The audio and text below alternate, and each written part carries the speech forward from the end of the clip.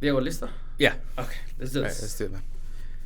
Señor Diego Martinez, aka Diego Robot, thank you so much for accepting my invite. Like For I was sure. telling you earlier, when I first had this idea of doing this podcast, because I wanted to somehow, some way motivate other people to do whatever they want, because I was one of those El Pasoans that, you know, there's nothing going on, no one's doing anything. But as I was doing my research, I was way off, right? There's a lot of great things going on, a lot of great people.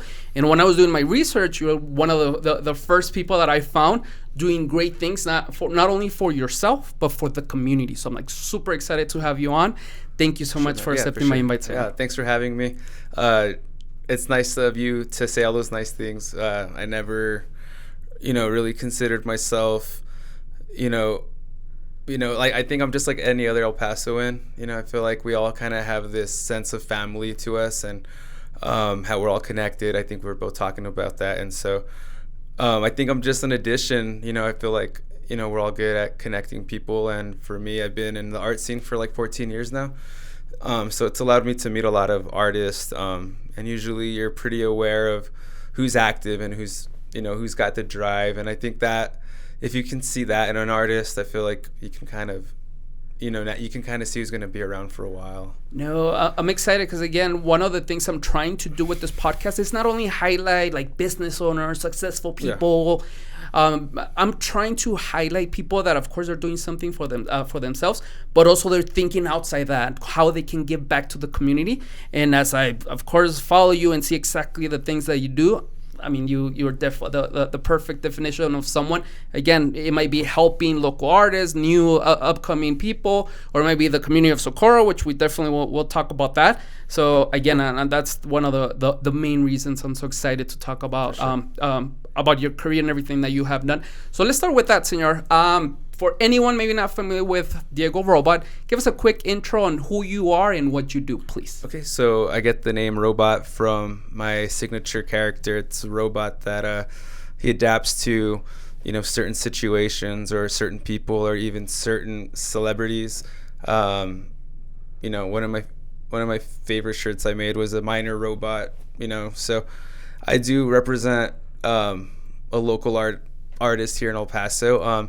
Right, just doing my thing, but also I've been able to be a part of Casa Ortiz, and that's a gallery right in the historical part of Socorro. It's also on the Mission Trail, and it's on the way to Marfa because it's on the Camino Real highway. So just kind of the historical value that we have going on there. And the additions that we've been making. We have a brewery, Mission Trail Brewery. My cousin Ricky is one of the owners and the brewmaster there. And then across the street, opening up Socorro, we have Lara Turon with her Paradox Pyramid that's also available. She has tickets and showtimes for those that don't know Lara. She has like this immersive art installation, and she's really known for transportive, I guess art that you can move, right? Portable art. And she can kind of like pop up anywhere, like in the middle of the desert or in the mountain or, in the Socorro Mission Trail. So having her there and then having Gabriel Marquez, Nico, Brian, Carla, the whole squad, it's kind of exciting. We're never really bored. And so it's really good for just kind of mental clarity. We have this cool little kind of home that we all share and we all have to maintain and figure out how to work with each other and how do we come up with the best shows and how do we give, El Paso, like, what they want to see or what they want to, and also how do we feel proud of what we're showcasing and when is it showcasing or when is it, how do you know how to showcase or how do you choose and all those questions that come up. But it's fun. It's the process. It's the journey. I feel like, God calls us all, right, to do different things. And for me, my life, my journey, my path, art has kind of just been that. It's allowed me to kind of just, build on the sense of community. You know what I mean? I feel like working together with people, that drives me. And so I feel like I'm only inspired by those around me. And so I try to kind of like that frequency that has to match mine. We have to kind of be productive. And so, yeah, it's a lot of that. if that makes sense. It sure does. And definitely we're going to go back to Casa Ortiz. We're definitely going to talk about the local art scene in El Paso. Again, as I was doing my research, I'm like, oh my God, I found this person and this other person. I'm like, oh my God, and they're really good. Now, in my eyes, right, definitely want to talk about how can we rate art, right, which is very subjective as far as, I mean, what you might like, maybe someone might not, so we need to check on that. But as far as the scene, the hustle, the passion out there, oh my God, it's a lot. So we'll come back to that. But I want to get started with, talk about, you said that you've been doing this for 14 years, but I imagine that as a kid, you already started either drawing. I mean, you knew already that you are an artist. Talk to me about when did you decide, or when did you know that, you know what, I have something going here?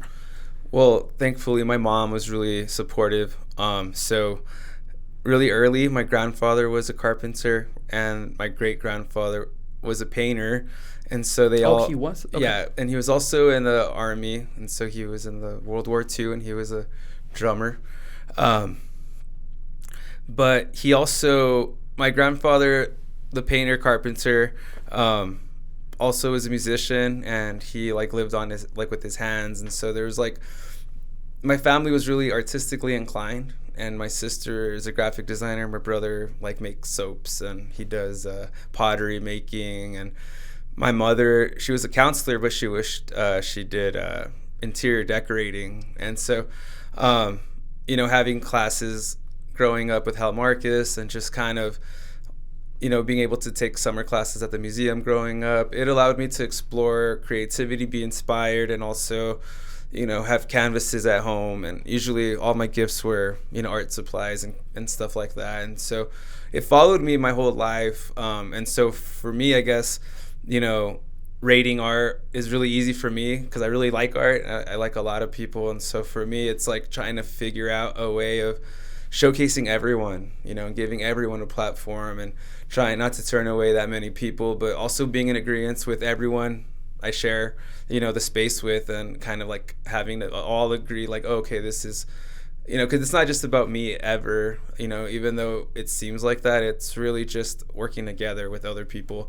Having that understanding that you're always learning and not knowing all the answers all the time, and just hearing what everyone has to say, you know what I mean? Because we're all human, we're all people, we all want the better things in life. I'm not any different from you or the homeless guy or whatever. I feel like there's this genuine thing that everyone has in common, and it's our soul, right? We all have a human soul, we all have this being that we have to nourish. And so for me, that's what art has been to me. It's been kind of like that, my voice and my reason for kind of being. But it took me a while to kind of understand that, because, you know, you have to understand, like, we live in a society where it's like you have to be a certain thing or a certain mold. You have to be like a teacher. And I'm not saying anything's wrong with any of things, like, you know, for me, or it was like, just, you know, how do you fit? An artist isn't really one of those college degree plans, you know, like you go to, it's just, and so for me, I had to just really hustle my way up, right?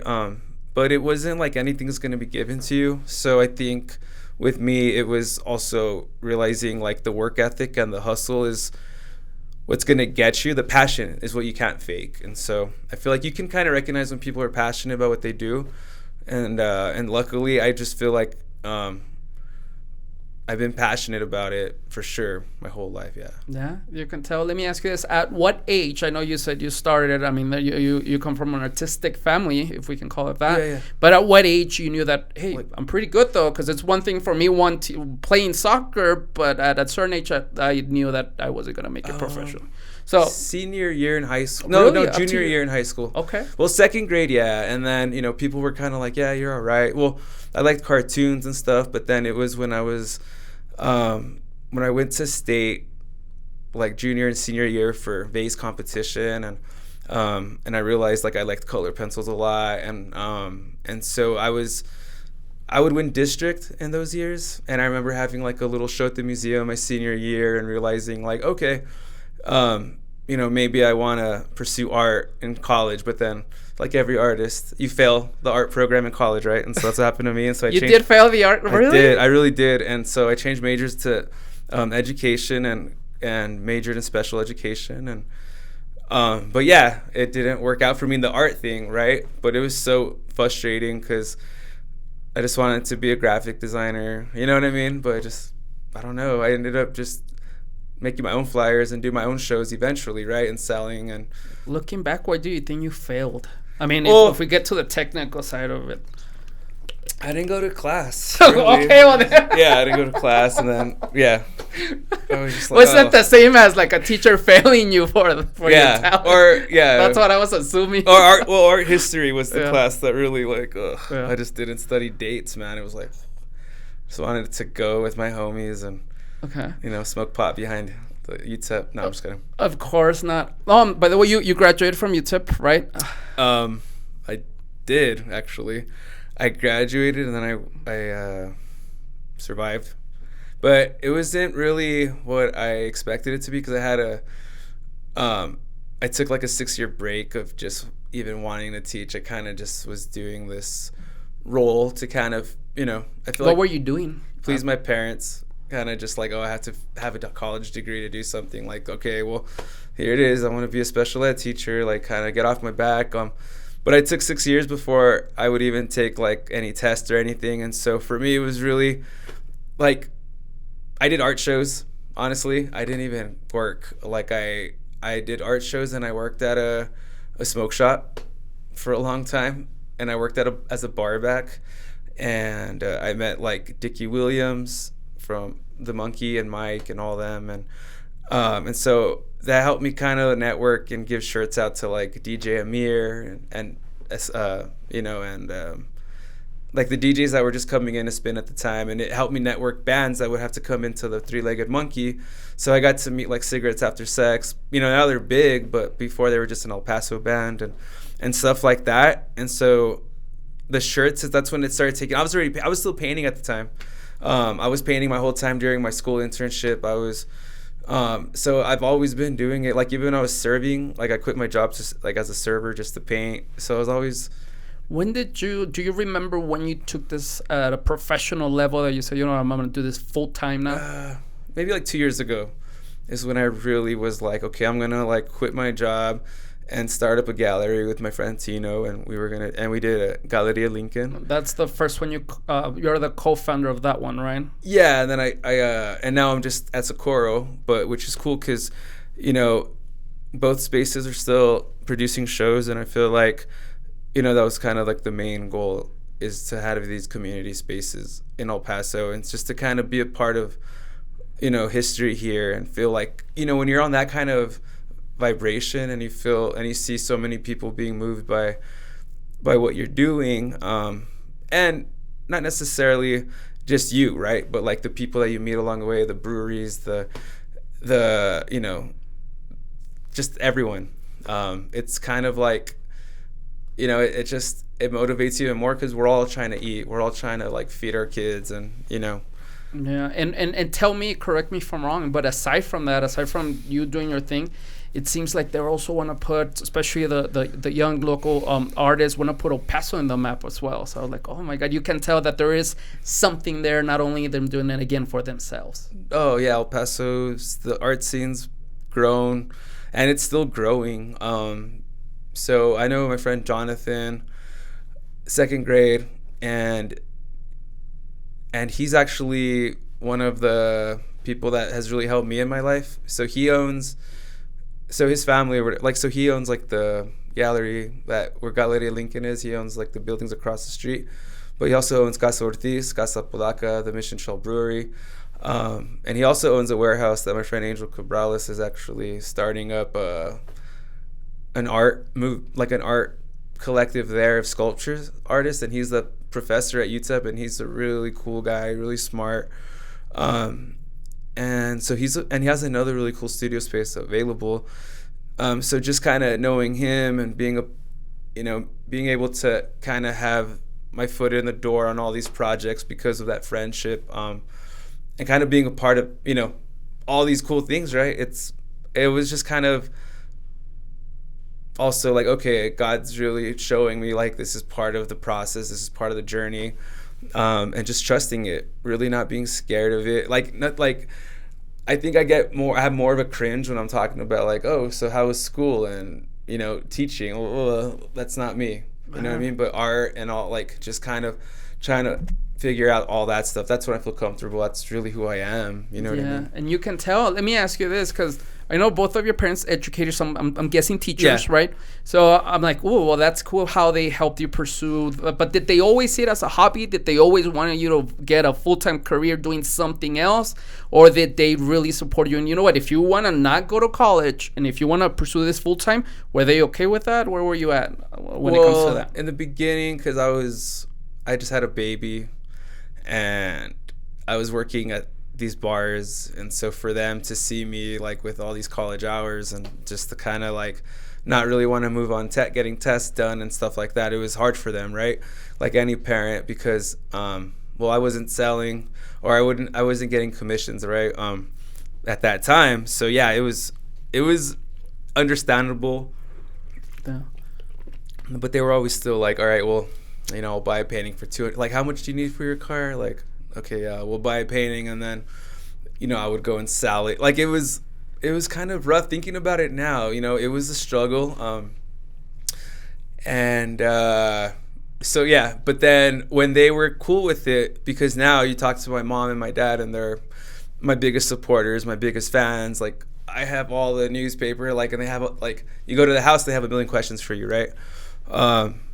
And so, yeah, that happened when I was doing shows with Hal Marcus. I think my mom realized, like, oh, okay, like, him having kind of my back in a lot of ways, and, like, kind of him being this figure in El Paso art, and then him kind of justifying what I was doing here. Because for me, Hal found me at a really low time in my life, because I was doing a shitload of drugs, and I was living in my apartment, and I wasn't really doing anything productive. Like, I was doing a lot of art. How old were you at this point? Oh man, I was probably 26. It was like 7 years ago. Hal was really like, or maybe even 29, 28. Yeah, like 6-7 years ago, Hal came into like this kind of like this father figure role, and kind of was just like, he's kind of like the guy that'll be like, hey, what's up, man? Like, you're kind of gaining weight. What are you eating? And like, always really health conscious, and kind of like just like, he can pick up on stress and anxiety and stuff. And so I think just, you know, having like this failed, like, I wasn't with my daughter's mother at the time, and so feeling like this sense of family loss, you know, kind of like depressed over that, and just having like this, you know, downward spiral. And then having him kind of have a show for me, and or we had a show, right? And it kind of just, I remember it picking me up. But it was really just having like a lot of people in my corner, like my family that never gave up on me, like the prayers like my family always had, and to really, even like my daughter and just her mother, you know, and having them in my life, really a lot of people not giving up on me, because I could have, like, even though I think, like, you know, people that when you talk to people, oh, I did drugs, people have like this automatically like, oh my God, like, that's bad, that's horrible. But it doesn't make you a bad person all the time, right? I mean, it can chemically change you, and you have to be careful. But, you know, for me, it was just self-medication. Like, Were you trying to numb something? Well, I didn't know at the time, but I suffer from bipolar disorder, and so I would have like these crazy mood swings where I would have these really crazy lows and then these really crazy highs. And so I didn't know how to cope with that, you know. And so, you know, now I'm not drinking, right? And I'm taking medicine, and I have a doctor, and so I'm doing what I have to do in order for me to kind of slow it all down. Because, you know, I was manic for years. I wasn't sleeping. I would be like, oh, I'm only on 3 hours, and I was painting all the time, and I'm knocking out all this work, but, you know, my heart's enlarged, and, you know, I have tachycardia, and my body's producing adrenaline, and, you know, and it's all tied with diet and mental health. And I was just like, so for me, it was a lot of, I think I didn't know at the time, right? But I think that's what it was. It's just really like mental health. I didn't have insurance at the time. I didn't. Mental health is like, oh, pobrecito, but like mental health wasn't really something you had. It was like you're just a little sad, or you're like, here's a beer, bro, like chill out, you know. And so for me, it was like just being a little off and not knowing how, like, why I wasn't sleeping, and thinking I was like, just, yeah, man, sleep. When did you realize it was a problem? Oh, this year. This year. To be honest with you. Do you remember, was there a specific incident? Was there something that you said, it was the day after, so I'm 34. The day after my birthday, I go to the doctor, and I was going to the doctor before, but I switched doctors, and I'm going to this really good doctor now.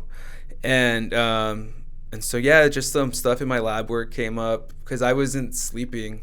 And so I had I had a sleep specialist, right? But then I also had this doctor's appointment. So it was either or. But yeah, my blood work showed that I was just, my hormone levels were off. And that's when I realized, like, okay, like there might be something wrong with my my mood swings and stuff. And so, yeah, that's kind of what it was. I hadn't stopped. I opened up, we did Galeria Lincoln in the beginning of COVID. And then having to make a gallery work in an area where it was really just kind of in this development stage, right? But then never stopping. And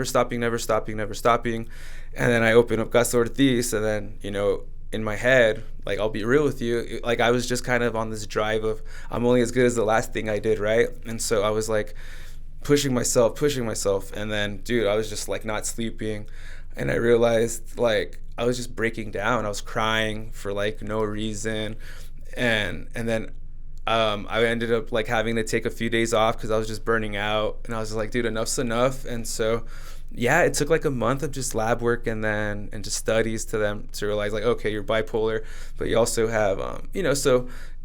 And it's not like even that word. It's like you're hypersensitive. You know what I mean? But it's also just but it's fine. It's something people don't talk about. It's something really personal. It's probably the most I've talked about it in any interview, to be honest with you. But it's, I think people, I'm not the only one going through this, and I feel like, especially right now with just like everything you see on the news and stuff, mental health is real. But also, like, there is help, you know what I mean? There is medicine and whatever. So. Absolutely right, and I appreciate that for sure, because I know it's gonna help someone. Yeah, for sure. There's been other guests that they've been able to open up, share personal stories, and again, the fact is that you put yourself in a vulnerable place, sharing something that maybe not everyone knows, right? Because they see only your Instagram, that you're happy, that you're painting, and they don't understand the full story. And when people share that, hey, there's something behind that, right? It's not only smiles, it's not only me being successful, opening this, selling this, whatever the case is. So again, I appreciate that. For sure. Now, Senor, before this year, that now it's kind of like that you got now approved your blood test and everything else. What were you thinking before that it was? Were you just sleep thinking it was sleep? How about the mood swings? Were you thinking it's just the way an artist is?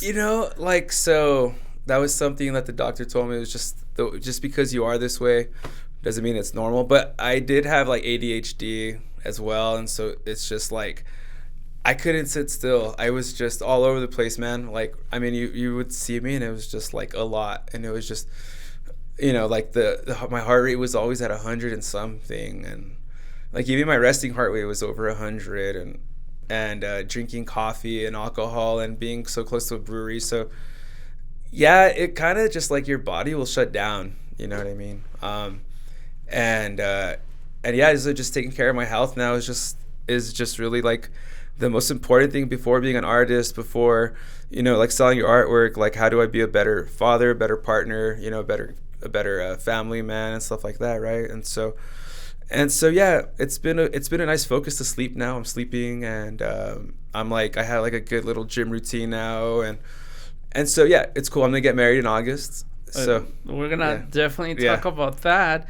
Senor, let's go back just a little bit as far as did it affect your artwork? Now, talking about work, because I'm thinking now that you're doing maybe less paintings, now that you're taking a little bit more time, did it affect you? I mean, again, it's very subjective. You know this, but how can you know that you were doing it before when there was some lack of sleep? Now you're painting better, more.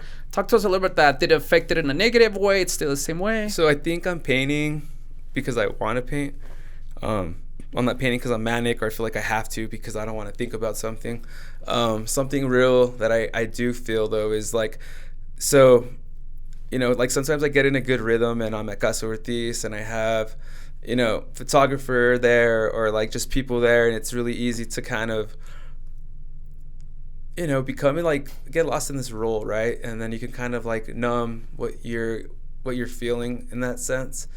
But then when everyone leaves and you have to drive home and stuff, like you're still with yourself and just kind of channeling that whole concept with everything. But the art has changed in the sense that I feel like I'm just more willing to paint now, where it's not as forced. I think sometimes when I was just doing a lot of commissions at one point and I was just saying yes to everything, and anytime commission, just for someone that might not be familiar, that's when someone pays you to draw something, to do right? Yeah, okay. To paint, and it was just like not really having like set prices, and just trying to accommodate everybody, putting everyone first before myself, like deliveries, like just to make the sell, and then realizing like now I'm just giving myself some time to chill, giving myself like a few days, like take care of what I have to, do things more at my pace in a sense, but then having my set hours, when I'm at Socorro for people to like pick up, and so in that sense, I'm learning to just relax. And it must be really hard, especially at the beginning, because thinking as a way that you have other artists come in, right? You're an artist. People want to talk. People want to have beers with you, right? Yeah. It's kind of like that environment that it's really hard, and then people not knowing the story. What you mean you're not gonna drink with me, or what you mean this is going on? So is that the case? No, thankfully more people are like, yeah, dude, don't drink, bro. Okay. Like, no, they're like, that's cool. Like, I think for me though, like on Saturday I saw my really good friend Jonathan. He called me yesterday. He's like, hey, were you okay, man? You were kind of out of it. I was like, man, I was probably a little tired because we had a show Friday, Saturday, but then we have an opening and we're cleaning up on Thursday. But having to be on sometimes, because people go into Casa Ortiz and they see me on the news and they see me on the newspaper sometimes, and they have this they're excited to meet you, right? And so you have to kind of be on. You have to be you have to be lively, and so sometimes when you're there for 10 hours every day, and then you're on your third or fourth day, like on a Sunday, and you're ready just to chill, it can be, right? It can be a little heavy because, being an artist is like you're painting, right? And sometimes I got fortunate that, I guess I'm a people person, I don't know. I like people. I like people hitting me up and stuff. But yeah, I tend to cater to everyone, and then I'm doing like tours and stuff, and then sometimes it's just like, where's Diego, and like, where do you go, but I love it, man. I do love what I do, and so thankfully I was always in a good state of the mind, like for the most part. This is what I was always doing, and so I don't know if that makes sense. No, it makes perfect sense. Now, if you were not an artist, if you were not a painter, do you think that things would have been way different as far as your condition? Because it seems like you use that as an outlet, and maybe that helped you out a lot. But if you were not that, what would you think that you would be doing? Oh, man, I'm just curious on that. Man, some kind of outreach. Like, I feel like some kind of social work, something with, maybe even, how do I say, like youth that are high risk.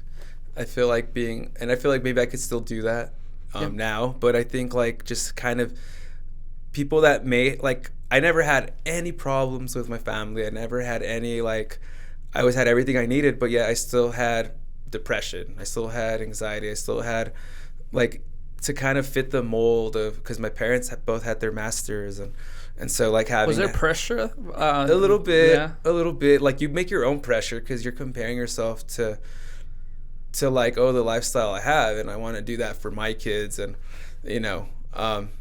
and so yeah, there was that, but I think you get over it. Like, you kind of realize it's kind of superficial, and when you can kind of just start trusting it, and then you start seeing it happen for you.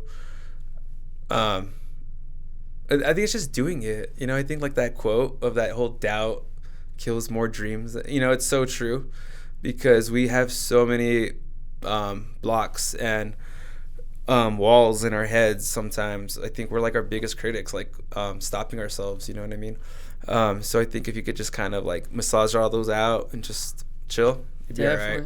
Do you think also our culture, our I wouldn't Mexican know what I'd culture, be though. Sorry, I didn't answer the question. I don't know what I would be. No. Oh yeah, something outreach. No. My question was, and maybe Sorry. I just was not able to verbalize it. It's like, if you were not an artist, regardless of what, would it maybe affect you in a negative way or in a positive way with your condition? Oh, I don't know. I think it's negative. Negative. You, yeah, right. Negative for sure. Because, man, every time I had a little bump in the road, it was always like painting my butt off and having like a really good homie there to hear me yap and having some like really mellow music like the Smiths going on or something, and just, you know, having a few cups of wine, I'm sure, you know, and crying probably, I don't know, but just I was like, yeah, being super emotional, man. It's kind of like, now I'm just realizing, like, when you're that emotional, dude, it's better just to like chill, go home, have a schedule, relax, eat right, and have mental clarity with a lot of stuff. So yeah, my mind is kind of goes everywhere. It really does. It's kind of like my artwork, and so it's affected my life too because of how I am, right? And so it makes sense. But it definitely, like, I used my ADHD and moods to really paint my heart away for sure. Wow, because and also, I mean, obviously that was a pro for you, that you were positive for you, that you were able to paint, that helped you out in sure. those hard moments. But then looking, if I was your friend, for example, at that moment, and you had maybe an episode or whatever it is, maybe depression, in my mind, I'm like, no, it's because he's an artist, you know, instead of like, no, this guy needs help. You know what I mean? So I'm just wondering and getting, trying to get through that as far as. I think that point in my life there was a point where it was like, okay, yeah, homeboy needs help. It was like 7 years ago, for sure. 27, 26, 27. That was a point where I was definitely just withdrawing. Like, I just decided that was when that's when I was going hard. And then I would go hard for a year. And then 28 was really when it, boom. So 6 years ago was really like when I had to stop, like, just doing all chemical stuff, and, you know, just really, yeah, for sure. It's not like something I'm proud of, because I do, like, I had to be, like, you know, I had to be reminded, like, I do have an 11-year-old, and so it was like, you know, like, I'm gonna be real, like, it was living on my own, but having to, like, I'd be at my parents' house, you know what I mean? And that's kind of how it worked out. And we would kind of just, I would take the whole weekend off of my artist life and just spend. But it was really, like, selfish for a long time. Like, I think being an artist for me was just, like, I had one day a week with her, and then the rest of the week I was just painting and doing shows. And then it's really easy to get lost in the me and the sauce and stuff. You know what I mean? You get lost in the whole sauce of it all, because there was a point where I felt entitled, where I was like, being a good person wasn't always, like, on my objective list, and you see that the more you work with people, and sometimes, like, I've just realized, like, I have to be more accountable of my actions, you know, and just because, you know, yeah, like, I might have opened up or be a part of, like, a cool part of the art scene or whatever, it doesn't give me the right to treat people like shit, right? Like, it really doesn't. And so just being accountable of my actions more, and just wanting to treat people the way I want to be treated, and just common sense stuff, you know. But I was never, like, even on my episodes, I mean, I was never really, like, I've never really been mean. I've always been a lover, right? So it wasn't really, like, bad. It was more like probably sadness in my aspect. It was like, more I get internal. More like, I get hard on myself, okay. And I would just seclude myself and get away, and I didn't know how to, like, deal with it. So I would just, you know, disappear for a while and, you know, pop back up. But yeah, like, now it's like, it's a night and day thing where, like, I'm a part of my kids' lives, you know what I mean? It's like, I'm active, and, like, I cooked dinner before I was coming here, and, like, they weren't even there yet. But, you know, it's trying to figure out the role and how to play, like, as far as having a routine.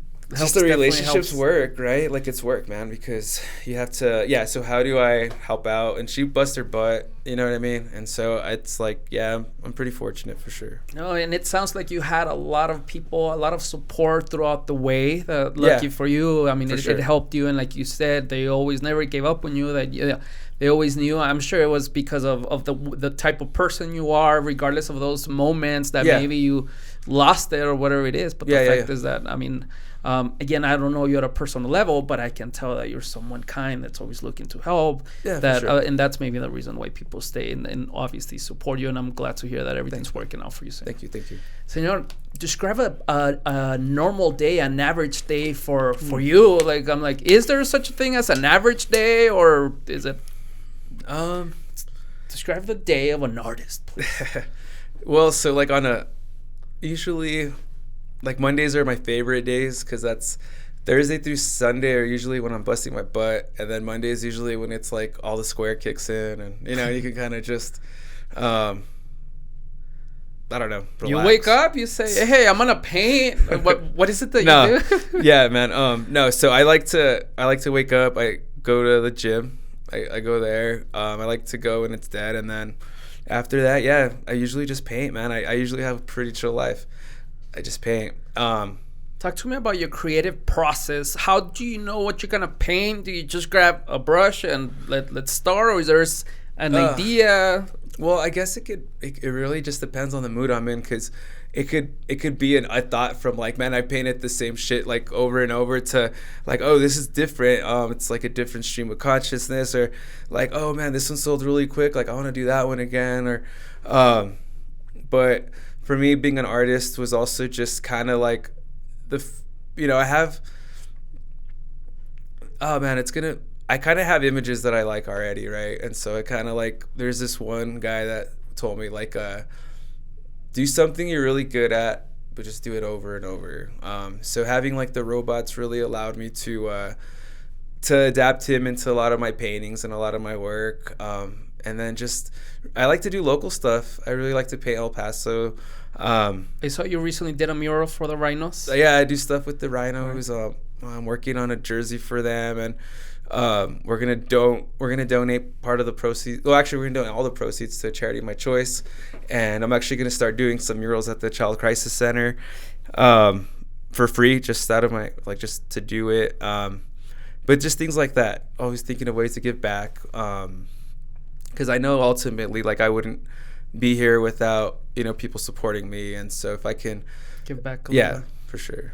Nice. Senor, in 2012 or 2014, you were Artist of the Year in El Paso, right? For sure. Now, looking back, aside from the personal stuff, how do you know if you have matured artistically? Like, can you tell the difference, or how do you know you're getting better, or is it the same style, the same, basically the same way you're painting? How do you know you're getting better, or is that something that you're pursuing to get better at what you do? Man, well, I feel like the subject matter is better. There was I don't know. That's crazy, because, man, there's really parts of my life where I'm like, man, like when I was doing shows at Art Avenue, I was like it was just really like cluttered. But like the amount of work that I would take to paint a lot of those pieces at the time were really dope. I would paint on these really cool wood canvases. And now it's like, it's more, how do I say it, man? It's kind of hard to explain. Like, I know you're more relaxed, but artistically, like, do you feel that, you know what, my art is better than it was 10 years ago? Sometimes yes, right? Sometimes I want to say, yeah, like there's a few things I've been doing, like the colors I've been using, but a lot of the material I've used is pretty much the same. I want to go bigger for sure. What do you mean by going bigger? Like, so I just want to stretch out my own canvases and go larger scale, right? So that's definitely something I'll be doing more this year. But other than that, like, it's really, I'm really answering this question shitty. No. Don't even worry about the right or wrong answer, because it can be the fact that it's just like, it's really hard to explain. I love it so much though, and and everything I do is out of love. So everything that I try to put on the canvas is usually, like, I try to keep it positive, man. I'm doing more digital work now, and I'm doing more stuff on my tablet and doing more like prints and stickers and trying to do more merchandise right now. My canvases are actually all caught up, but I sell pretty quickly. So I usually paint like, 4 or 5 canvases a week, and then I sell out of my gallery in Hell Marcus and stuff. So I'm always trying to push it and trying to just trying to do, just trying to market as much as you can. But it's just hustle every day, really. It's part of just hustling it. Let's talk about the business side, because it is interesting how, of course, you open, first of all, Galeria Lincoln. Is it Lincoln? Is that the proper way? Okay. And then Casa Ortiz, which definitely, it's still an outlet for you to showcase your work, but at the same time is your business, right? Yeah. So talk to me about that transition. Was it hard? Do you like it? Do you not? Do you prefer to have someone else just take care of the business side of it? So the business side of it for me is kind of something I've learned, but I do have this, I guess, the aspect of the traffic in Socorro and the Mission Trail and the kind of the buzz with the bar that just kind of opened up. It's really good beer. So for me, since this is kind of something I've been doing for a long time, I feel like knowing where to go to get stuff made or things like that I've learned, and what sells as an artist. Like for me, like I have pieces that I know will typically sell faster, and so I usually will like do versions of those paintings for people, but then also like collaborating with different like local designers. Like I just teamed up with my homie Andy, who does Sun City, and we did a shirt. We did 80 shirts, and he sold his 40 in an hour and a half.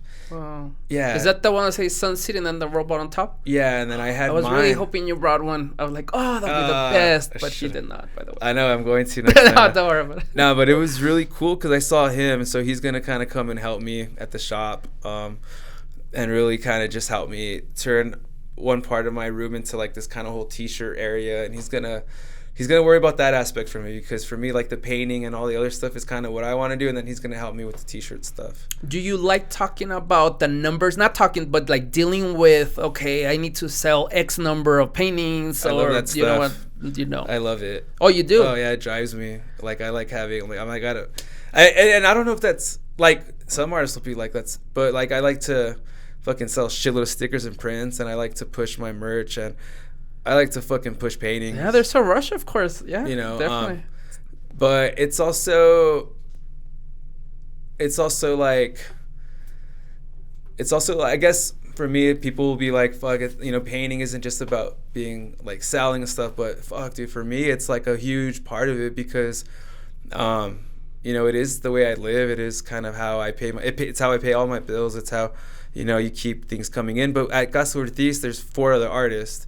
And so how we rent out the space is how we kind of pay for all the necessities that we need. So people that we showcase, the money that comes from that, we put into like toilet paper and all that. So that generates its own thing. And then, but you can't get too caught up in it either. Like you have to also realize, like, money's a flow. It's like a flow. And so if you get too consumed with the money part, you just have to realize it's going to come, and, got to let it go, let it come.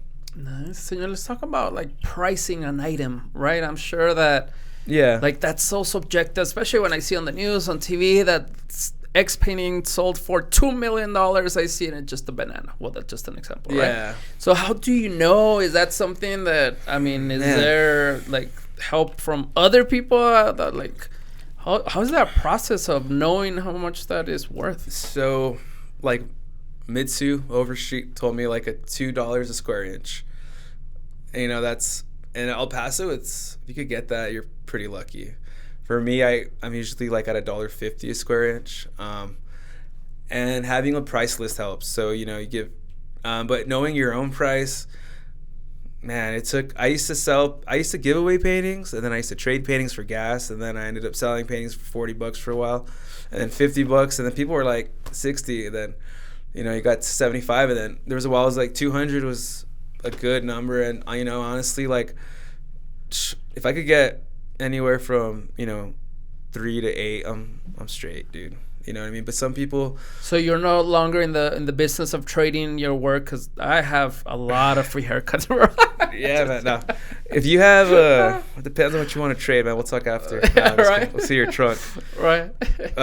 No, but yeah, it's sometimes you just have to, like, Hell Marcus. I learned a lot because he'll, like, his pitch, man. Like, you can mark things down 30%, or you can. I don't know. For me, it's like you make more on prints and stickers than you really do on artwork sometimes, just because of the profit margins that you have. It's crazy to me when I see that, because if I really like something, I'm gonna pay more, right? Yeah. Of course, because I really like it. But then, like, at an artist, like at your level, like, what is it that it's the guideline of, you know what, this is really good, but just because you like it a lot doesn't mean that you can raise the prices? And that's like, yeah. I don't know if there's a right or wrong answer. It's just like, it always gets to me as far as how that process is. Yeah, I usually go on my price list, and then depending on that, like, I'll take off a percentage or not. But usually I just stick with the price list and make it easy. And if they want it, then, people will pay. And surprisingly, people with money do go, and there is a market here in El Paso that people, don't realize. And so, yeah, I think more people are getting, what they want and asking for now. And so it's been better. Nice. Senor, overall, what do you think is the hardest part of being an artist? Oh, the thing that we're just talking about right now, making money on it. Oh, my God. It takes years, at least 10 years of being crazy enough to do it in order for people to be like, I mean, for me anyway, if you're like Rembrandt and shit, and you're painting like surrealist, like, I was fucking drawing boxes, bro. You know what I mean? So it was like, you got to come hard with it. Were you always drawing boxes? Oh, like robot, the robot. But no, it's really what stuck, most of it. But no, I've for a long time it was like cartoons and stuff, and like animals, and kind of like dinosaurs, and kind of like that kid, like, I guess that child aspect that I really touched base with in a lot of my work. Keith Haring kind of influenced me on that, and kind of keeping just really fun. And Basquiat was like with the color. I was painting, I liked color and stuff, and I was using streakers, but Tino was really the one that told me about him and Andy Warhol. And so doing some research on like the pop art in the 80s was like really what spoke to me. And so but people do want to see like the like the religious icons, and they do want to see the the missions, and then you're putting your touch as the robot, a lot of squares as well. Yeah, then you kind of turn the robot into this icon. Hopefully, when it's all said and done, people will connect that to El Paso, and yeah, like, you kind of see different artists live their lives here, and I'm just telling my story, right? But it's crazy, man. It's interesting to see kind of who you meet and the interviews that you do, and it never really gets old. You just kind of keep going with it. Like, I'm always down to do stuff. It's just having the time to do it sometimes. Yeah, no, and again, I definitely appreciate your time, because you could be with your kids, and that's what I was telling you before we started. To me, as I get older, that's so valuable. You can be doing so many things, and just you being here and helping me, supporting me with this project and with this conversation. I love it. Yeah. Senor, let's talk about, you work with a lot of people, just like you've been saying. You work not only with artists, painters, you work with photographers a lot. You even work with rappers, which, by the way, I know you work with Payaso 915. Yeah. Please tell them to answer my DMs. Okay, for sure. What is it that they all have in common? What is it, like, the people that you talk to at a personal level? Let's not talk about artistic or professionally now.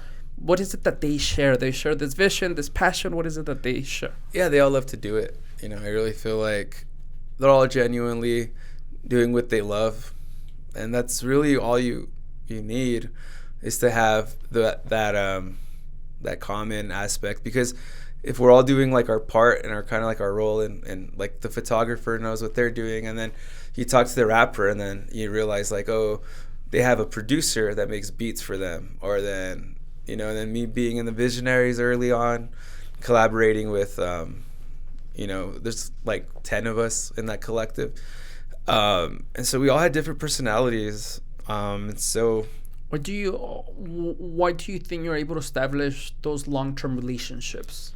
Because I disappear. No, I don't bug people too much. But also, I feel like I'm in the mix of a lot of things. And I'm always, like, I'm a hard worker, you know what I mean? And I think people do see that, for sure. Like, they might not like my art, they might not like me, but they can't deny that I'll bust my ass. And I'll put 100% into a project, and I'll put my heart into something, you know. And I have Samuel Gaitan from the El Paso Times has been huge, and just the connections with the media, really, like with the whole process. Like Monica from Kiss FM has been huge, and so they're always just doing articles on stuff. So you kind of meet people, and then you meet photographers, and then a lot of times the photographers are the door into the magazine because they know Yeah. Now, in order for you to open that door, because it's one thing to have, like, to meet them, have a conversation, but also once you're able to open up yourself, that they know who you are, obviously that's what attracts them, and they like you, not because they know you, they're nice to you, or they do all those things for you. It's because obviously your personality, that you guys click, and that they understand your passion, like you've been saying. I mean, you hope, right? But I think people are in El Paso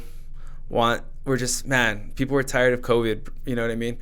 I was able to take advantage of the fact that, Neon Desert wasn't happening, the wine festival wasn't happening. So a lot of things that were happening were just the events that the gallery was having.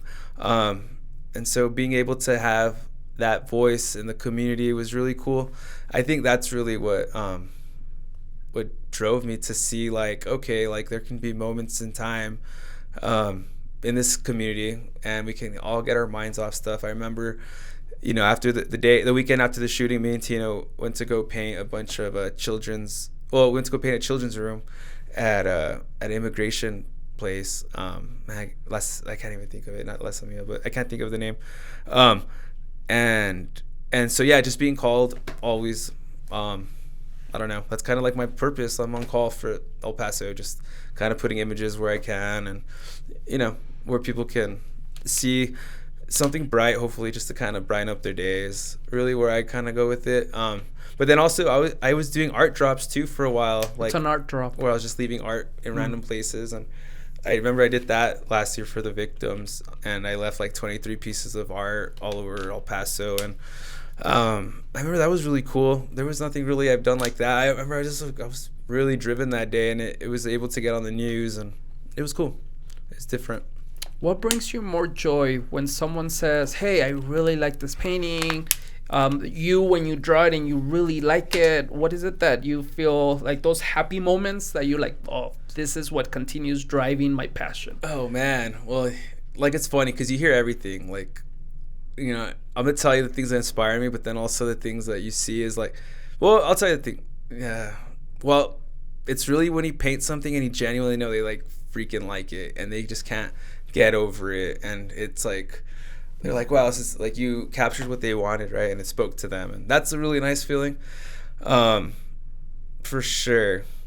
Sometimes, like, having all those highs, like the articles and stuff, like, and seeing your, like, on, like, knowing that you're doing something good, and making an impact, it kind of, like, I don't know, it doesn't feel like it's really happening. Like, sometimes it's just like, really, it's like almost like, again, like, what, like, it's a trip, like, I don't even know, but it's surreal, you know what I mean? I don't know how to explain it. I just wake up and I don't really think about it, like, like, I just know this is what I'm supposed to do, right? And I don't think about it too much because, like I said, you could get lost in all that, and then I'm just like, I gotta go wake up and sell some more stuff tomorrow and keep it all going, and so it never really ends. Yeah, it's a tricky one because there's so many aspects, right? I'm sure that when you finish painting something that you really like it, I'm sure there's a moment that, I really like it. Right? All right, cool, what's next? Like, right, but then when someone tells you, like, hey, I really like what you did, this is how it's making me feel, I'm sure that's driving you towards the right direction. Oh, man, it's funny because I have, like, a room in the corner, so you can people can walk in or they can't, and so you have some people that don't even step in, or like, oh, or some people be like, oh, you're a happy camper, aren't you? Or you hear everything, dude. But then you have those people that are like, oh, like, yeah, and you can, and I guess it's cool. People could tell you all the time, like, oh, I like your stuff, and be like, oh, okay. But it's always the ones that were like, fucking, the ones that don't like your stuff, you know, that kind of like, okay, that's, but there's also creative criticism that comes along the way, and it's cool, man. You just have to be open. You have to be out there, and like you realize as an artist, you're constantly wearing your heart on your sleeve, you know, and you just have to be comfortable with that. And I think that can be hard for people. You know, some people have a hard time having to kind of like you have to be like a car salesman sometimes, you know. You got to really know how to pitch yourself and sell your work. And so there's a lot of aspects to the art stuff sometimes. That must be tricky because maybe, and correct me if I'm wrong, you as an artist, you know exactly why you're doing it, you know your motivation, you know exactly where. But then if someone comes very excited about, I really liked how you put the Virgin Mary over here and the motivation behind it, and has nothing to do with what you were thinking, but again, hey, okay, well, if that's what you're feeling from it, I'll go along with it for sure. Yeah. Oh man, yeah. Sometimes, or you know, sometimes when you have that whole aspect too, right? But you also have to kind of like, you can also ask them, like, really, are people really drawn to things that are kind of significant? Like, I know a lot of people like elephants or hummingbirds because of their grandmother, or there's like a certain flower that they connect to, or like a certain building that, you know, they grew up in, like the Sunset grocery building, and like they lived in Sunset Heights their whole life, and so that's why they bought the print, or, you know. And so there's like all these like narratives of people, and then you can kind of like I don't know, you sell, you know, you're just kind of handing your art. That's why it's so subjective, right? Kind of like what you do and what you make them feel. Or people like skull stuff, or some people like happy shit, or some people like dinosaurs, bro. I don't know. People are weird. But you just kind of have to have like something for everybody. Nice. Is there paintings that maybe you really like that you're like, ooh, I'm not gonna sell? Do you keep a lot of your work, or not really? I don't keep a lot of my work. I don't. But yeah, there are pieces that I really like, but I don't mind getting rid of them. I feel like there's a lot of collaborations I've done also throughout the years. I wondered what happened to, but man, there's some cool stuff that I've been a part of. It's kind of crazy, but you realize like even all that's an energy, and that's a frequency, and that's something that will come back to you because you put it out on a canvas, and then you put it out, and it's out in the world, and that shit's gonna come back to you somehow, you know. And so it's just a lot of that. I think I've just done a lot of that stuff. What are some projects that you remember that you're like, oh, that's the one that I'm thinking about right now in my head was Neon Desert, when I painted with the Visionaries, and we did this really cool like girl with like this, oh man, but it got stolen. That one really? Yeah, it got stolen. We don't know what happened to it. And then being a part of like the Purple Pop-Up panel project, it was like my first project in 2011. What was that about? Peter Schwarzbein, he's city rep now, but he was doing, before Art Space, they had all these art panels outside of it, and we were able to paint some 8x4s. And so that was the first time that I was able to meet like Work Alvarez and See Me and Mask and you know, all these really big heavy hitters in the art community. And yeah, man, I did my thing, and I don't know, it was cool. Why do you remember those? Like, looking back, was it the people you met? Was it the actual artwork? What was it like, the entire experience? It was the people I met, the entire experience, the being downtown, like being this Horizon kid, right? But then having like this, I think it was like, it's the Robert Banner building. It's like this really badass building downtown, and there's like this, or no, it was actually a little further up. It was like, but I didn't have, so Peter had access to this building downtown, and like, I didn't know anyone that had enough money like that, or had the connects to pull that kind of shit, right? So for him to have these buildings, and then Beto O'Rourke would go, and like when he was like in El Paso, right? But I mean, he still is in El Paso, but before this, you know, before he was Beto. Yeah. But yeah, he doesn't answer DMs anymore. Nah, I'm just joking. Right? I haven't sent them. No. Yeah, so I just, that whole vibe was really cool, you know, and it influenced me to live downtown 2 times later on in my life, and it was cool. Nice. What is one of your dream projects that you have? Ooh, dream project is to, man, design a shoe for Nike, or to like work with what's his name, Alec Monopoly. Who's that, if you don't mind? Oh, he's just a cool kind of artist dude that lives in LA, and he like paints the Monopoly character and kind of fucking he drives like a Lamborghini or some shit. He's always like drinking fancy stuff. Or even like David Cho, who's this artist that made money painting for stock. It's like he painted because he knew Mark Zuckerberg. You heard about him? Yeah. So David Cho too would be like working with him or working with like. How much money did he make out of those stocks? Was it over 200 million, dude? So yeah, those guys would be really cool to work with, and just like he does like these cool podcasts, and he travels, and he does like hitchhiking and stuff, and he's in a band and stuff. So it would be really cool, just to kind of do like it's cool like I'm doing my thing right, but then having to meet people like on this crazy world level, like it would just that would be just want to keep growing, meeting people, having it should be I mean if it gets there, right? But it's like but yeah, man, it'd be cool. Why not, right? Why not, yeah. What's the craziest thing that you have traded work for? For? It sounds like you have done a lot of trading. Shit. HR friendly or not, it's up to you. We'll keep it friendly. No, it's your call. Man. We'll keep that one off record. Okay. Yeah. We'll do that. No, I'm just kidding. I'm like, okay. Oh, man. No. Man, I think gas was probably the low point in my life. Yeah? Yeah, I think that one's fun. I'll never forget that one. At this point, the way gas prices are, bro. Yeah, I know. I might go trade another 30 by 20, dude. But I feel like that was the one I'll never forget. Well, if you think about it, but in my opinion, if you're gonna use that money for gas, I really hope it was more than $10 worth of gas. Yeah, but right. I don't know. That's funny.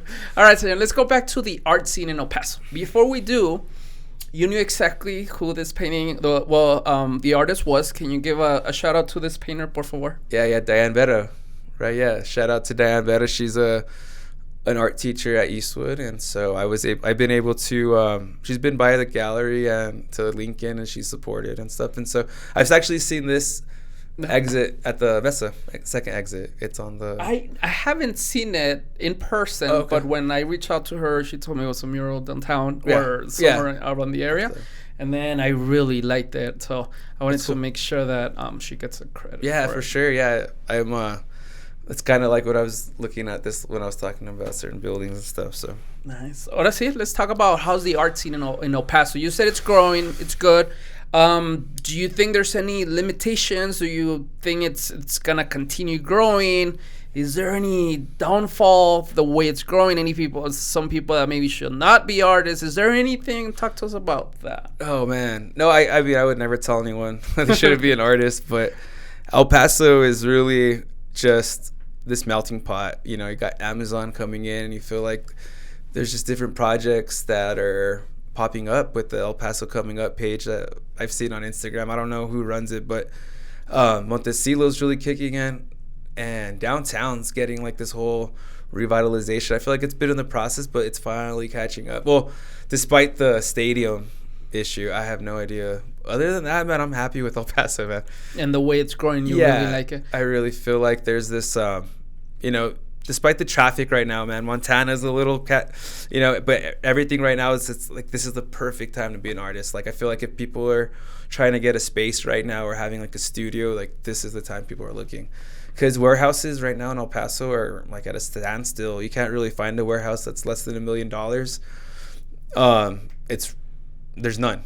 And so what's the business model there? Would you rent it out? Is that like kind of like the normal? Will you buy it with other people? What is the business model of opening a gallery or where you can display your art? Man, really just having the landlord so Jonathan, man, there's so much growth. There's a lot of growth there. Right now he's renting out each room and each space, and across the street there's going to be a restaurant coming in with Laura, and there's like hopefully like a coffee shop bistro. And so there's investors in that are coming in. So yeah, it's just really like having the Mission Trail Brewery. There's like, I feel like having a bar and having like food with beer on a really cool location can help. Would you ever think about opening a bar, gallery, or maybe not anymore, but you don't think I could do a bar. Concept? No. I really don't know. Like if I were, it'd be with my cousin Ricky, who's one of the owners there, because I couldn't do it. He loves that stuff. But bars are tough, man. Yeah. Like, there's a few people that can do it. But yeah, you have to be a special breed. Like I know Dickie, Caesar, Mike Armstrong. There's a few, man, but it's not that many people that could do it. I'm glad you're talking about the art scene right now, that there's a lot of growth, a lot of people coming up, a lot of motivation behind that. Because I was thinking about, I'll give an example. I'm not going to name this person by name, but she may or may not be my sister, right? That my sobrino wants to be, he's really good painting, right? And he wants to be, I don't know if a graphic designer or he just wants to paint, right? And my sister, of course, I mean, he's still maybe 12. I'm not sure how old is he. Bro, I'm such a bad yeah. No, you're good. Bueno, the truth is, my sister tells him, no, you have to make sure that you go to college, that you be an engineer or something else. And as I'm thinking, I'm sure that's the same maybe with every culture, but then Hispanic culture might be heavy on, you know what, this is not steady. You might not get real money. You know, make sure that you get an 8 to 5 and do the normal thing, right? So do you share the same thoughts that it is maybe harder in our culture or not? Well, I think in all cultures right now, you're getting like the sense of school programs that are losing the arts. Teachers there isn't art teachers being hired anymore. The programs for art, like my daughter is in 6th grade, or she's going to be in 6th grade. Like she was looking at electives, and I was like, oh, choose art. And she's like, that's not an elective anymore.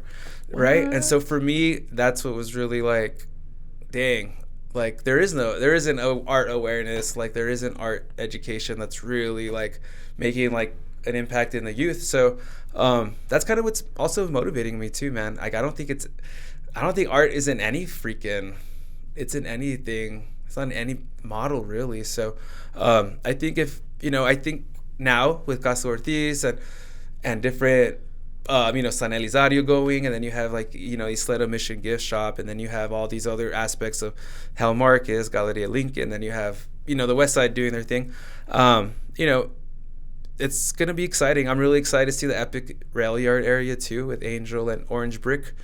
Orange Brick Eclectic is another warehouse happening. It's another art studio. Yeah, we might not see the impact that we might think that, I don't know what's happening, but then 5 years down the line, 2 years, and I'm sure there's a lot of people that already go to wherever you're at, and they will tell you did motivate me. I really like it, and maybe I'm going to pursue now this because of you. So I'm sure that feeling must feel great, by the way. I mean, I just like my whole thing is just like, all right, cool. Like how do I help you out too, or you know what I mean? It's, but it's cool. Yeah, it's nice. You know what I mean? But like it's cool to have other people there doing the same thing with you, and then having that space to kind of help other people. And yeah, it's interesting. Nice. I know you said you feel really good about where we're heading, right, when it comes to the art scene in El Paso. If you had it your way, your budget, whatever it is, what would you add in order to make it better? Oh, if I had, I would really like to bring up like the Sunland Park area a little bit. There's like you got Mount Cristo Rey and you have Artavino's doing anything with markets, but bringing that whole with the whole like Keystone, and then the whole Camino Real from like San Eli to Socorro all the way to Keystone Heritage. It's something I've talked with David, but man, utilizing the whole space in El Paso, I think it's almost there. Just to make sure that there's an area. And the warehouses too, like I'm thinking like where Epic is, how like every major city has that industrial art thing. That's slowly happening. So that's really cool because, we're here in the east side and we see all the numbers. Like the numbers on the east side, all the numbers are up, all the businesses are popping up, but it's nice to be a part of the organic growth on the east side. Like they don't see galleries and stuff. They don't see like cool little local restaurants opening up like that, So, man, it'd be cool to have like, some of the guys from Octavio and Nick or something from Crave go and put some money into Socorro and stuff like that. Because Socorro's dope.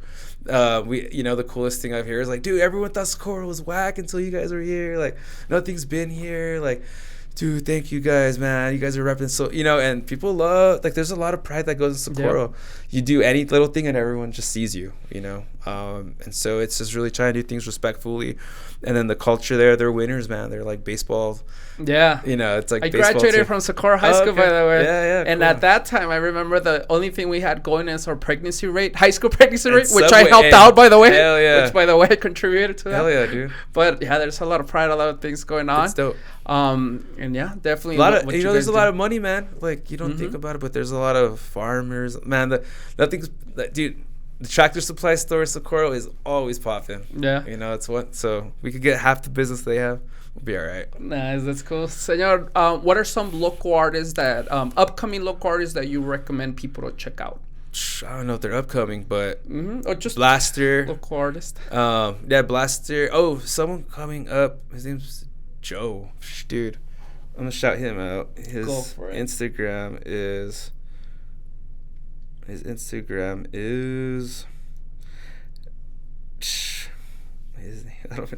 So Joe, his name's Joe, and his Instagram is FTPSHVRTY.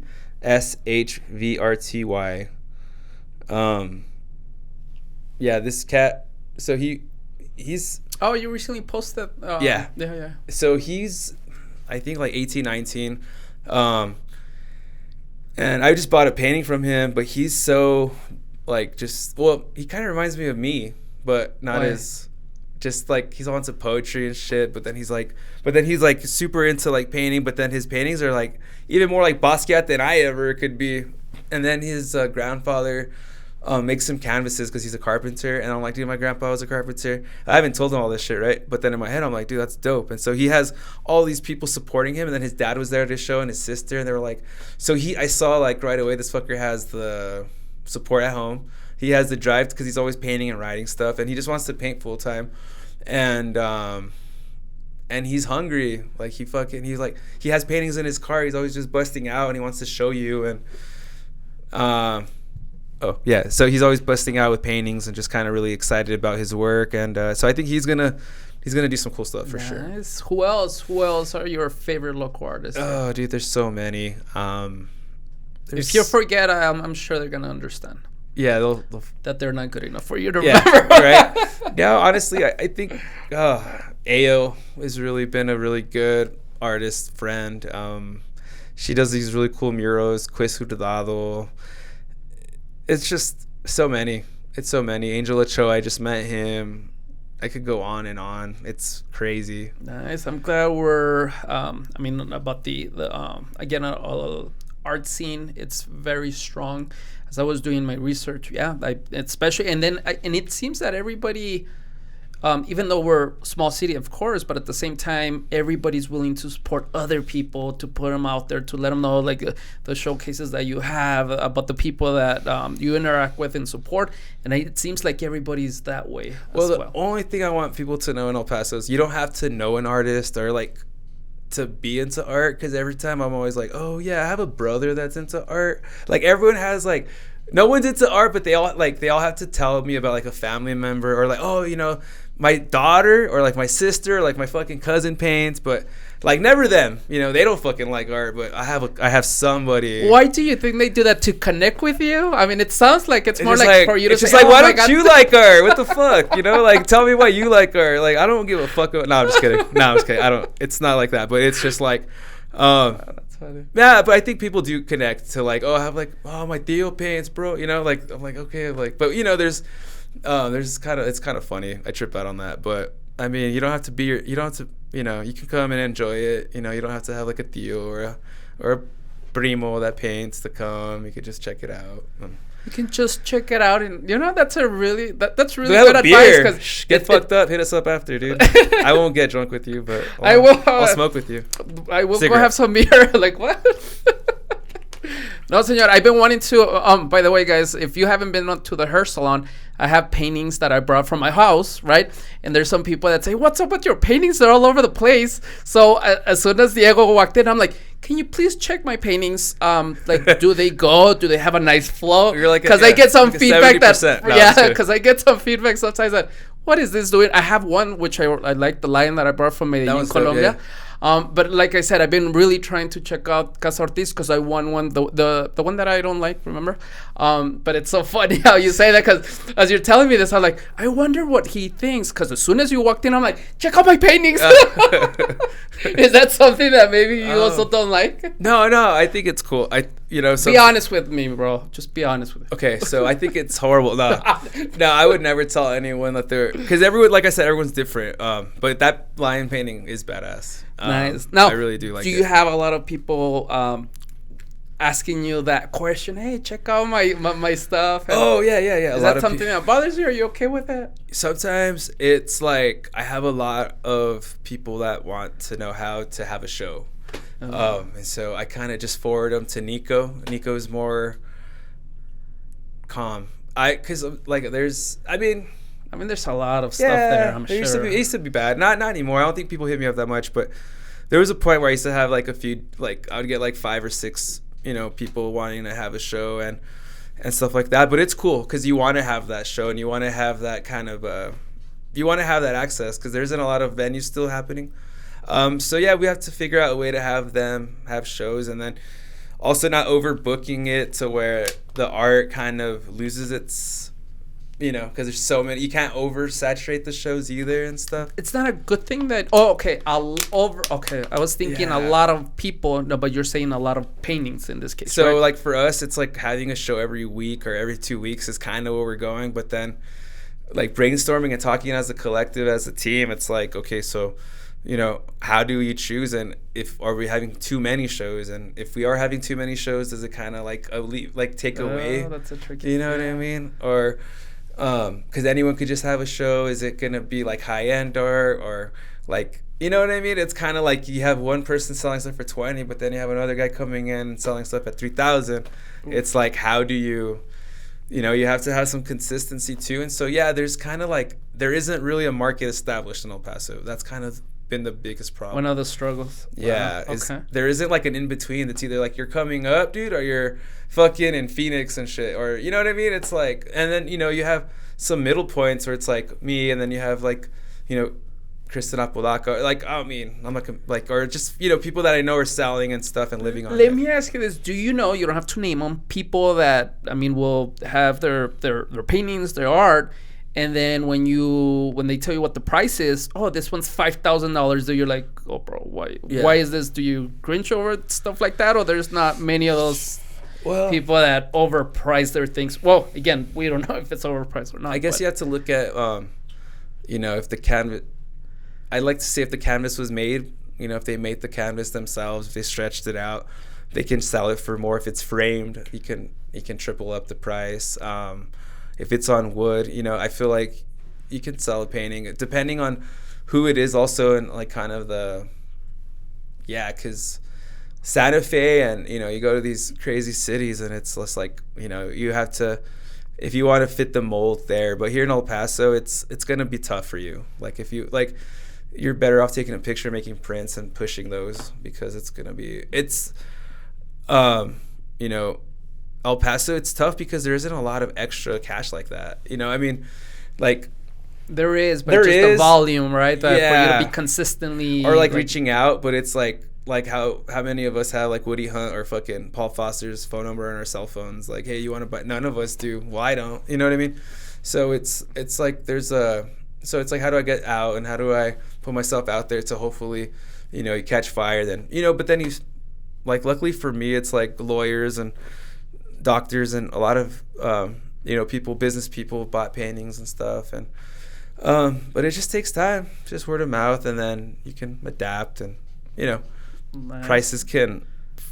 Prices are interesting though, but you can't get caught up in the price either. You just got to keep creating. Nice. Well, thank you, senor. All right. Well, the last thing I want to talk about, senor, and if you're okay with it, it's a little bit. Well, we did talk a lot about your personal life, but I want to talk about, you recently got engaged, so congrats on that. Thank you. Talk to me about the role that your wife has played out as far as the support, because I'm sure that the career that you chose is not something simple to I don't know, to be able to for her to be the normal wife that she's okay with you having. First of all, how long have you been together? Let me start with that. Man, okay, off and on for like 13 years. 13 years. Wow. So 2 definitely kids. We have an 11-year-old and a 2-year-old. Wow. Almost 3. So yeah, man, it's... How important has she been to your to you being who you are right now? Oh man, that's crazy. So it's a good question. A lot of people don't really ask me these questions. That's why we're here, sir. But I'm sure she'll love this, because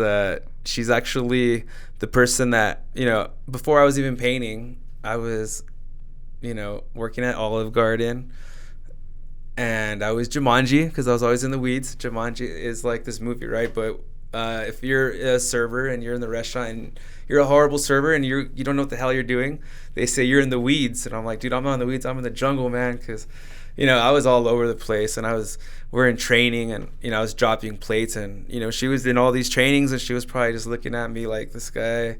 I didn't have a chance, really. I was 20 when I met her. So yeah, that's 14 years ago, and we met at a restaurant. We met at Olive Garden right here on Joe Battle.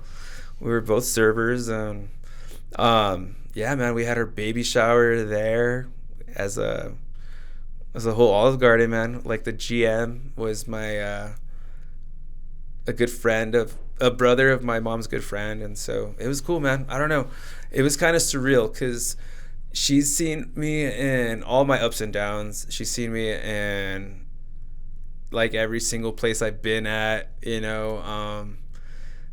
yeah, and she's actually had to even be the one that's kind of, when I'm losing my keys every day or my wallet, or I lock myself out of the house, she's always like, dude, what the hell, bro? She's definitely constant, and she's a workforce. She's like the best mom I know, so it really allows me to do the shows and stuff, right, and go out and do my thing, because dude, she holds it down. She really does. Like, I wouldn't be able to, when I get home, it's like, I mean, it doesn't matter if I've sold this or that. She's like, it's still like, you gotta clean and wash dishes before you leave, and when you get home, you gotta take out the trash, and you know what I mean. It's cool though. Like, it's not. It's just as I grow older, to be honest with you, I always had this positive mindset. This make sure you grow, but the one thing, or one of the things that I have learned throughout, not recently, but it's been a couple of years, is the importance of having the right partner. Yeah. And what that means is someone supporting you, not only, again, just because that's the role, but of course because they have to, not because they have to, but because they want to, but that extra support when you're feeling down, when you're, I'm sure you have gone through a lot of moments that, I'm not sure about quitting, but maybe you were down, and she's the one that helped you out as far as, okay, you know what, this is the path, and I'm here with you. And again, that's one of the things that a lot of people, no, I'm not going to talk about, in general, but that's one thing that I have learned as far as the importance of picking the right person. And in your case, it sounds like you really got lucky there, sir. Man, I feel like God really put me with her sometimes, because it's been a trip, and how and why, and what's brought us together. It's really kind of just been beyond me. But I know this, like, we're all, like, I have to definitely see her at the end of the day and all of it, because yeah, it's really easy to just get selfish, like you said. And like, this line of work is, it seems like I'm always out late, or doing shows, or doing selfies, or posting, or delivering, and but I think as long as she sees me happy, and then just as long as I just yeah, I think it's been so long now that she's just kind of like, she sees me working hard, but she sees it coming back finally. And she was there when, man, I wasn't selling anything for that, in that sense, or giving up, or wanting to give up. Yeah, she's seen all of that, so it's cool. Yeah. Nice. What's your wife's name, by the way? April. Nice. Yeah, so we're getting married in August, and April and I are freaking, it's crazy, man. I can't explain it. Yeah. It's nuts. That's good, sir. Thank you for sharing that. I want to ask you about the podcast. I saw one of your posts talking about you creating a podcast. I'm actually gonna get the equipment this month. Just this kind of stuff. But I really have like this cool corner spot in my room. But yeah, when I saw all this, I was like, dude, I was thinking in my head, like, how would I record it? And then my homie has a program, it's like a WAD or something, where you edit. There's so many setups, by the way. But what are you gonna talk about? What is your idea behind this podcast? Actually, kind of like, I liked how you were talking about how there's business owners and stuff like that, and so I was thinking like that aspect too. But I'd probably do once a month kind of thing, or just kind of people that visit me. It might, and kind of just do them there live, and random people that show up, or just visitors, or people that want to, like, someone cool that walks into my room and I want to be like, all right, let's have a little, who are you? Let's talk about what you do, and just kind of random. It's not really gonna be planned, or I don't think it's gonna be scripted. But I do, like, if I do have stuff like scripted or planned, it would be someone that I would really want to interview, right? And someone that I would want to do research on, and that'd be cool. But I know it's a lot of work, and so there's like, I'm not too in a rush of becoming like a podcaster. I know it's gonna happen this month. I got some money coming in, but yeah, I do have a hookup at Guitar Center, so that's the only reason. Nice. No, and I fully recommend it. Like I said, mine. I mean, there's many reasons, but one of the main one is to be able to interact with people such as yourself that have a cool story. That I doubt that if I was to say, hey, Diego, can we go have coffee or a beer? You'll be like, maybe not. But now, hopefully after today, we're able to establish a relationship. And that's the cool thing, that you're able to meet, not only network for business purposes, but just hearing other people, other perspectives, right? Now, I record it for other people to watch it, of course, and the response, I get a lot of DMs, messages, hey, man, that's pretty cool. I'm like, well, that's even better, right? Because I'm doing this for myself, but when I see so many things that encourage me, I mean, that's just extra fuel. So definitely recommend for you to have it, sir. And I think my girl was always like, man, like when she hear my other podcasts, I'd always just kind of take over, or like want to talk over people. And I was like, should I have a co-host? And she's like, no, you talk too much. Like, you wouldn't be able to. She's like, you just want to shine. And I'm like, oh God, okay. So yeah, maybe I'll do. And that's what I was thinking. Like, I'll probably just do my own, like, do my own interviews, not have a co-host, not do it all. Like, and but I tried to do Chuco Underground. I do it with Javier, and I had like maybe 2 or 3 episodes. And then I tried to do Cubo Lecon with me and Ayo. And man, we did all these interviews, and then my homie's like sound was off, so we lost like 6 or 7 episodes. So I've had really, these really great failed stories of podcasts. Oh, you have? I didn't know this. Oh man. Okay. But it's not. Nothing's really been like making an Instagram and titling it Diego Robot Podcast and it just being mine. So, but I do like Joe Rogan, right? And like, but dude, it's really hard. I feel like I should do some more research, man. I'm sure you've done a lot. Trust me, the one thing I'm gonna recommend you and anyone thinking about it, just be very specific. Know the reason why you're doing things, right? If you just think it's the cool factor to have a podcast, you're gonna give up after, I don't know how many episodes you did before, but it sounds like that's exactly what happened. But once you know your why, like mine is clear, I want to be able to talk to people like that. Again, that encouraged me to continue going. The way I have that said, I don't know if you've seen how I number my podcast.